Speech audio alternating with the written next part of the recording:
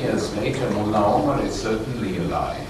And if Osama is dead, it's not thanks to the Americans, it's because he suffers from a wasting kidney disease. We don't know whether he's alive or dead.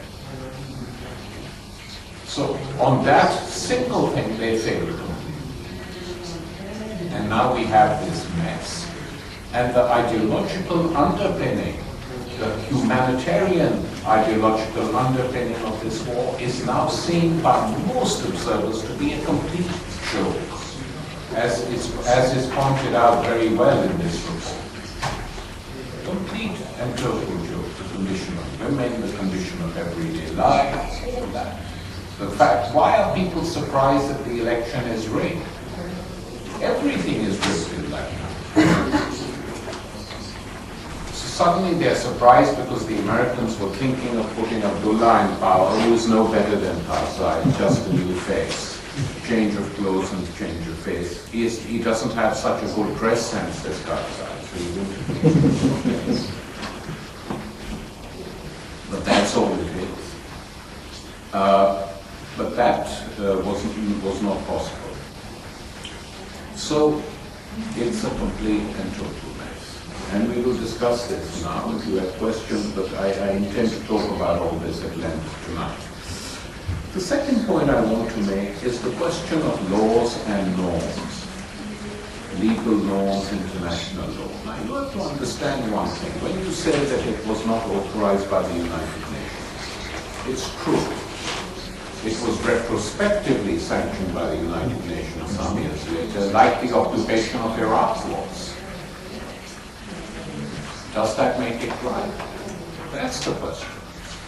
For me, not.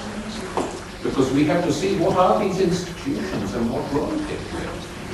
What is the United Nations Security Council? Is it representative of the world? It's the same powers, it's the victorious powers of the Second World War. That Europe is represented by Britain and France is an anachronism.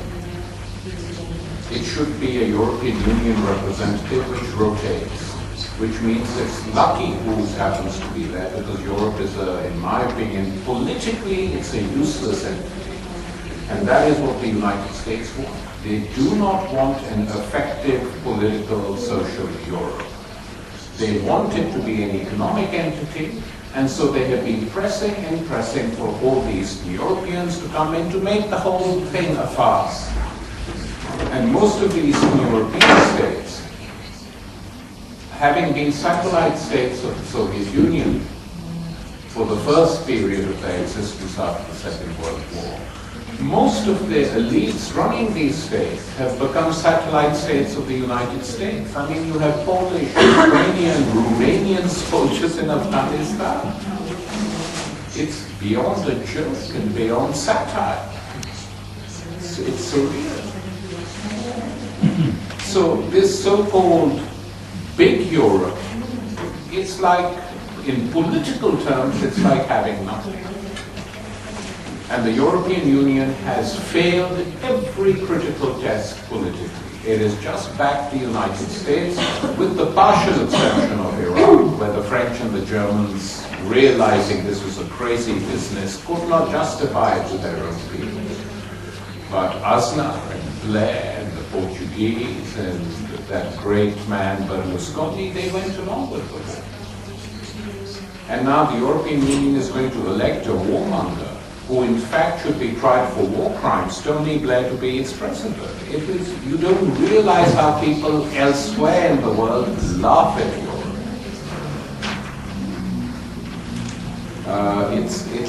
It's not serious. So I say we have to discuss this question of norms very seriously.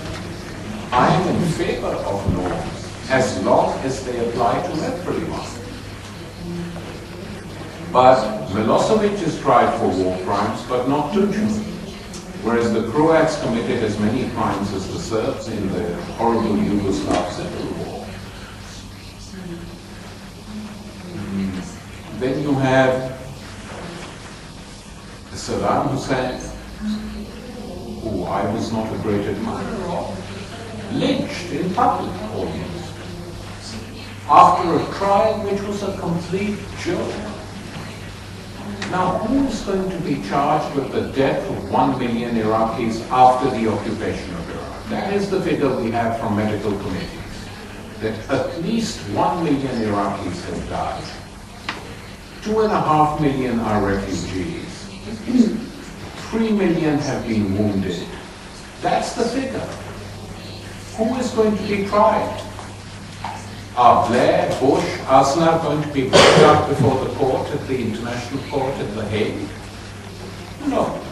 So in a world in which the victors decide the rules, what is the price of norms? They don't mean anything.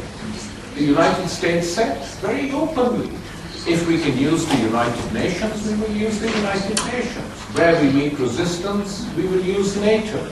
If we can't use NATO, we will go it alone. They couldn't use the United Nations in Yugoslavia, they used NATO. They couldn't use NATO in Iraq, they went alone.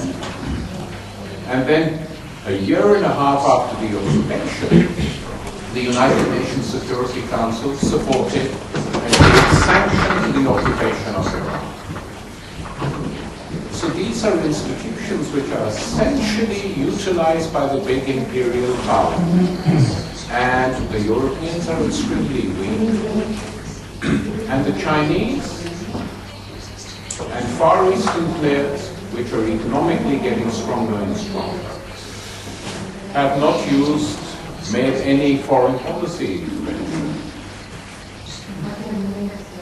The Chinese have an old saying, an old proverb, never show your teeth unless you are prepared to bite. But we don't want them to bite. But you know, what does that mean, never show your tongue unless you're prepared to speak? I mean, they have the right to speak on something, but they don't do it. So the United Nations Security Council is essentially dominated by the United States. And they use it as such. And I say this, I mean, if they had got the United Nations Security Council to pass a resolution justifying the invasion of Iraq, would that have made it right, morally right in our eyes? It may have been legally, according to international law. I say not. So one has to be careful. The third point I want to make is on Islam and the rise of Islamism as a political force. I very much agree with my colleague who spoke earlier, and one can stress these things even more. Look, Islam is a huge religion and a very diverse culture. It is so diverse that it is not understood. The image the Western media has of Islam is essentially Wahhabi Islam, Arabs, or the Maghreb. But the overwhelming majority of Muslims live in Asia, South Asia, Southeast Asia. The largest Muslim country in the world is Indonesia. The Arabs are a tiny, tiny minority within the Islamic world. What gives them their importance is not the fact that they are Arabs, but the oil. And that gives the Islam its importance when the West gazes at it. It's not the religion or the culture. It is the wealth that they sit on by a geological accident. So, within this world, you have all the colors of the rainbow.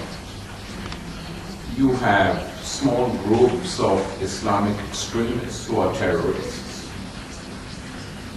You have mainstream Islamists who are no different from the Christian democratic parties of Europe.